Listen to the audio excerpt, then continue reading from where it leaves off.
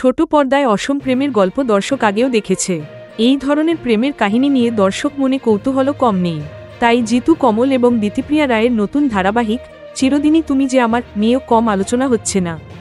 অপর্ণা আর আর্যের কাহিনী, পরিস্থিতি যেমন তাতে একসময় যে নায়ক নায়িকা পরস্পরের প্রেমে মজবে তা বুঝতে খুব সমস্যা হয় না, কিন্তু প্রেম সম্পর্কের আগে রাগ অনুরাগের যে পর্ব দেখানো হচ্ছে তা আরও তাড়িয়ে তাড়িয়ে উপভোগ করছেন জিতু, দিতিপ্রিয়ার অনুরাগীরা। অপর্ণা যে তার আর্য স্বরের প্রেম হাবুডুবু খাচ্ছে তা তার ব্যবহারেই স্পষ্ট। অন্যদিকে আর্যের মনও নরম হয়েছে, কিন্তু সামাজিক একটা ব্যবধান তো রয়েই যায়।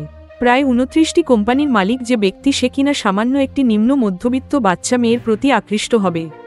আর্য ঘনিষ্ঠদের পক্ষে তা মেনে নেওয়া বেশ কঠিন। এই গল্পেও তার অন্যথা হচ্ছে। চিরদিনই তুমি যে আমার ধারাবাহিকের নতুন প্রোমোয় তা স্পষ্ট দেখা যাচ্ছে। মা বাবাকে নিয়ে রেস্তোরাঁয় বসে রয়েছে অপর্ণা, অপেক্ষা করছে আর্যের। অন্যদিকে নায়ক ব্যস্ত মিটিংয়ে। অপর্ণার মিসড কল দেখেই সঙ্গে সঙ্গে মিটিং স্থগিত রেখেই বেরিয়ে পড়ে সে। কিন্তু যাওয়ার পথে বাধা হয়ে দাঁড়ায় আর্যের বন্ধু কিঙ্কর। নায়ক নায়িকার ঘনিষ্ঠতা যে মীরাও সহ্য করতে পারছে না তা গত কয়েকটি পর্বে স্পষ্ট হয়ে গিয়েছে।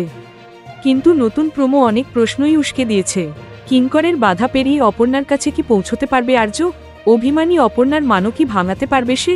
নায়ক নায়িকাকে কাছাকাছি দেখার অপেক্ষাতেই রয়েছে দর্শক।